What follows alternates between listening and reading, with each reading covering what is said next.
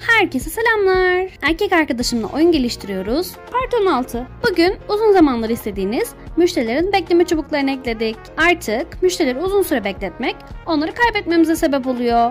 Yani siparişleri doğruca hazırlamak yetmiyor. Aynı zamanda çabukça hazırlamamız da gerekiyor. Ayrıca sipariş verme panelinde de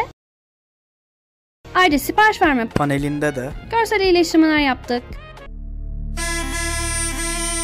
Son olarak da çoklu kedi sistemini geliştirdik. Bu kediler daha çok sipariş veriyorlar.